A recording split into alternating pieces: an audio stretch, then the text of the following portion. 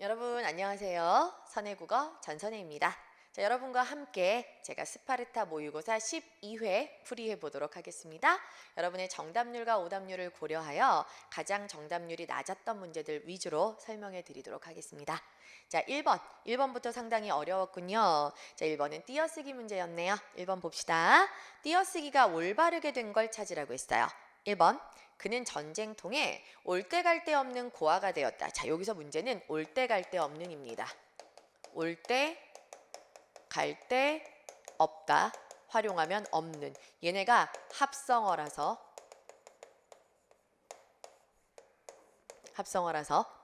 모두 붙여 써야 한다는 사실 기억해 두셔야 돼요. 그럼 그 부분을 고치셔야 되겠네요. 올 때 갈 데 없는 붙여 쓰시고요. 머물러 살 곳도 의지할 곳도 없다라는 뜻이죠. 합성어예요. 자, 2번. 우리 언니는 공부도 잘할 뿐더러 노래까지 잘한다. 2번 맞았습니다. 여러분 잘하다라는 말 이거 맞았는데 주의하라고 제가 적어드릴게요. 잘하다라는 말은 절대 띄어쓰지 않습니다. 잘하는, 잘하고, 잘하니, 잘할 뿐더러 잘하다 무조건 붙이셔야 돼요. 그 다음에 거기 보면 잘할 뿐더러 나오죠. 여러분 뿐더러는 어미예요. 정확하게는 리을 뿐더러가 어미인데요. 어미는 당연히 앞에 있는 어간에 붙여 쓰셔야 되겠죠? 따라서 리을 뿐더러 혹은 뿐더러가 눈에 보이면 반드시 앞말에 붙이도록 하셔야 됩니다. 2번이 맞았습니다. 3번. 그는 나와 동창인 바 그를 잘 알고 있다. 자, 동창인 바 붙이셔야 돼요.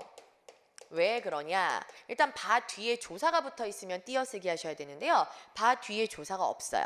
그리고 우리가 해석을 할 때 바 뒤에 조사가 없으면서 뭐뭐이니, 뭐뭐인데 아니면 뭐이더니 이런 식으로 했으니 했는데 했더니 뭐뭐이니 뭐 했더니 했으니 이렇게 해석이 되면 요거는 붙여 써야 되는데 동창이니 그에 대해 잘 알고 있다 이런 식으로 해석이 되기 때문에 뭐뭐이니로 해석되는 바는 붙여쓰기 합니다. 했으니 했는데 했더니 세 개 중에 하나로 해석이 되는 거예요. 그래서 붙여쓰기 하셔야 되고요.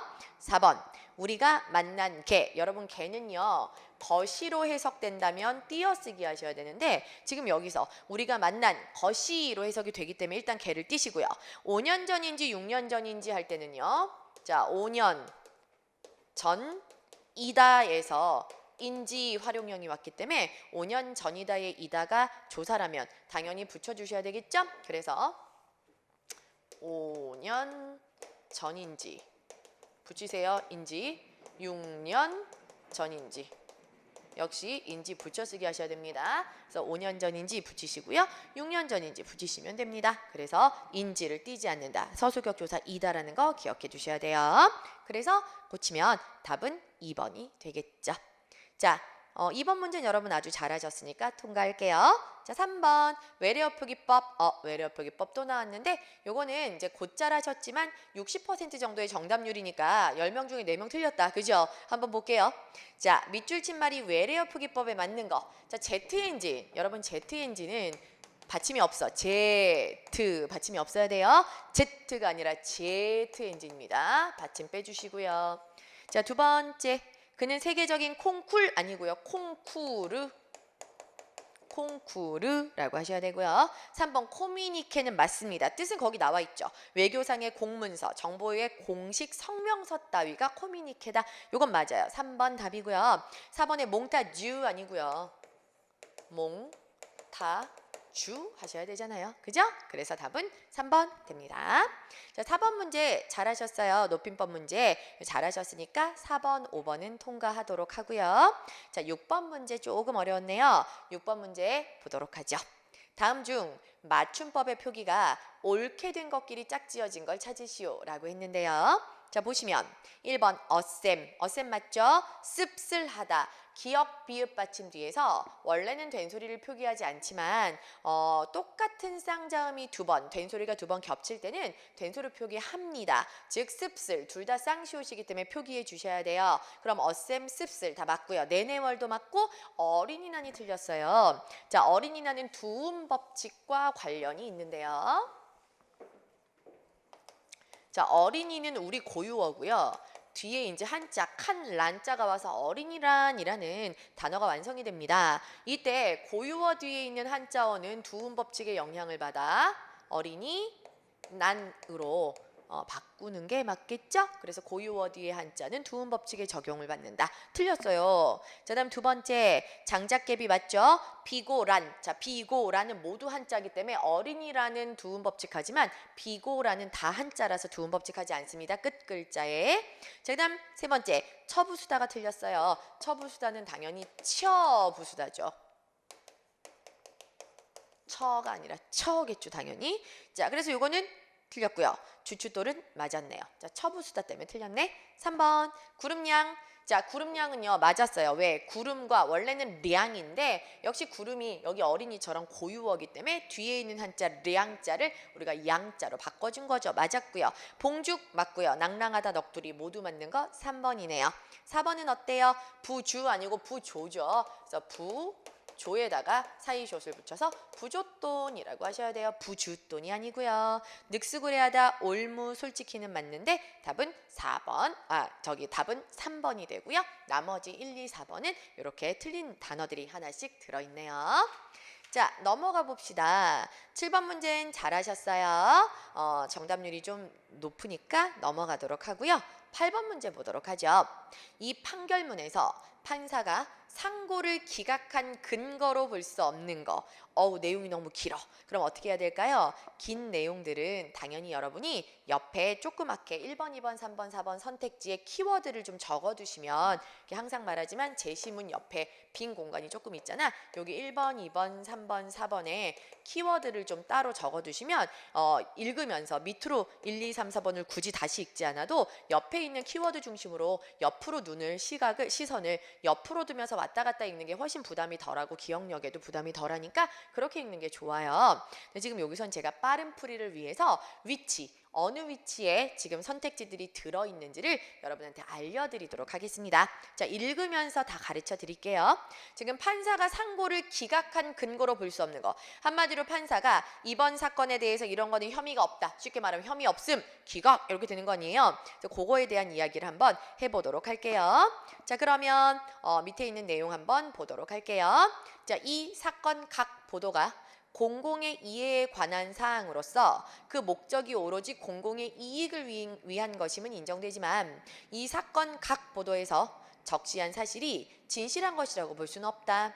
언론 보도가 가지는 광범위하고 신속한 전파력은 오보로 인해 피해를 더욱 심각한 것으로 만든다. 따라서 피의 사실을 보도함에 있어 언론기관은 보도 전에 피의 사실의 진실성을 뒷받침할 적절하고 충분한 취재를 해야 하며 보도 내용 또한 객관적이고 공정해야 하며 무죄 추정의 원칙에 입각하여 유죄를 암시할 가능성이 있는 용어나 표현을 사용해서는 안 된다. 이거는 지금 이 사람들이 사용했다는 얘기가 아니고요. 그렇게 하면 안 된다라는 일반적인 법률을 이야기한 거예요. 자, 그러나 한편으로는 그다음 여러분 지금 우리가 읽을 내용이 밑에 선택지 1번 보도기관은 사실의 진위를 확인하며 제약을 받는다는 내용이 이제 나올 거예요. 1번 선택지 내용 나옵니다. 보도기관은 수사기관과 달리 사실의 진위 여부를 확인함에 있어 상당한 제약을 받으며 신속한 보도의 필요성이 있는 경우 조사에서도 어느 정도 한계가 있을 수밖에 없다. 여기까지가 1번 선택지의 내용이죠. 자, 그 다음 바로 2번 선택지 나올 거예요. 보도 내용이 국민의 건강에 직결된다는 게 나올 겁니다. 2번. 자, 읽어볼게요. 이 사건 각 보도의 내용은 어느 정도가 아니고 보도의 내용은 국민의 생명과 건강에 직결되는 유해 식품에 관한 것으로 보도 필요성과 신속성이 절실히 요구된다. 자, 이 부분이 바로 뭐예요? 국민의 건강에 직결되는 문제였다는 내용 딱 담고 있죠? 네, 방금 읽은 게 두 번째 선택지의 내용 들어있는 거고요. 자, 그래서 또한 그 취재원이 이 사건 수사를 직접 담당하고 지휘한 부장검사이며 사적으로 얻은 정보가 아니라 수사를 마친 후 법원에 공소를 제기하는 단계에서 위 부장검사가 출입기자 전부를 불러 모아놓고 수사 담당 검사가 배석한 상태에서 사전에 작성된 보도자료를 배포하면서 수사 착수 배경, 단속 결과, 향후 대책 등에 관하여 브리핑하는 형식으로 설명한 것이다. 의문사항에 관하여 일문일답하는 기회도 부여하고 압수한 통조림을 촬영하도록 허가하는 등 소정의 절차에 의해 검찰의 최종적인 수사 결과를 공식적으로 발표하는 형식을 취하고 있어 신뢰도가 높았다. 더욱이 자, 그다음 여러분 선택지 3번 내용 바로 나올 거예요. 보세요.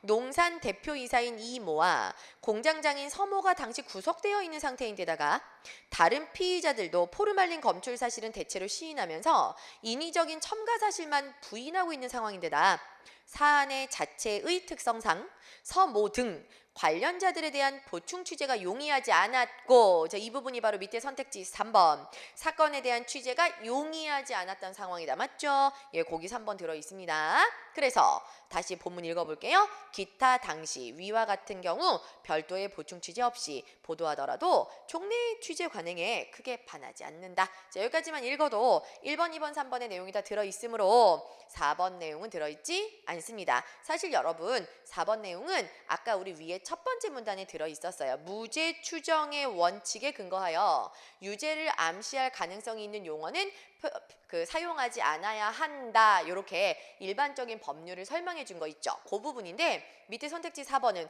그런 걸 하면 안 된다가 아니라 그런 걸 했다라고 했기 때문에 잘못된 거예요. 지금 여기에 관련자들이 이렇게 했다는 얘기가 아니라 일반적인 법률에서 무죄 추정의 원칙에 따라 유죄를 암시할 만한 단어는 쓰면 안 된다라고 설명을 해준 거지 얘들이 썼다는 얘기 아니에요. 답은 4번입니다. 자, 그 다음 9번으로 넘어갈게요. 와우, 9번 되게 많이 틀리셨어요. 어려웠나요? 자, 보도록 하죠. 다음 중 밑줄과 의미가 유사한 속담을 찾으시오 라고 했네요. 흥보의 마누라가 견디다 못해 가난 타령 설계울제 가난이야 가난이야 천만고에 있는 가난 아무리 헤아려도 내 위에는 탓이 없네. 계속 지금 어때? 너무 가난해서 나보다 더한 사람이 없다고 지금 하소연하는 거죠. 근데 뒤에 이제 밑줄 친 부분만 여기를 읽은 이유는 뭐냐면 요 정도 보면 아 가난해서 하소연하는구나도 힌트를 얻을 수 있잖아. 그리고 이제 밑줄 부분이 바로 뭡니까? 삼순구식이라는 거잖아요. 여러분 삼순구식이 뭘까요? 자 순자가 삼순구식 할 때 순자가 10일 있죠. 10일 열흘 순자도 되고요. 10년 순자도 되는데 여기서는 열흘 순자라고 생각하시면 돼요. 그러면 3순이면 열흘이 3번이니까 30일인 거 아니야? 그러니까 3순은 30일이야. 30일 동안 구식 9번을 먹었다고요. 먹을 식자인데 9구자니까 30일 동안 9번 먹었다? 여러분 하루에 3끼씩 30일이면 90끼 먹어야 되는 거 아시죠? 그런데 30일 동안 9끼밖에 못 먹었으면 어떻게 된 거야? 너무 가난해서 먹을 게 없어가지고 90끼를 먹어야 되는 한 달 동안 9끼, 10분의 1밖에 못 먹었다는 얘기예요. 뭡니까? 상당히 가난한 살림살이를 말하겠죠. 그러면 1번부터 4번 중에 가난한 살림살이를 뜻하는 속담을 찾으셔야죠. 1번 밥술이나 뜨다. 이건 뭡니까? 그냥 그런 대로 먹고 살만하다. 아유 요즘 밥술이나 뜹니다. 이러면 그냥 먹고 살만합니다. 이 정도가 되는 거고요. 두 번째 목구멍이 포도청이다. 이건 뭔가요?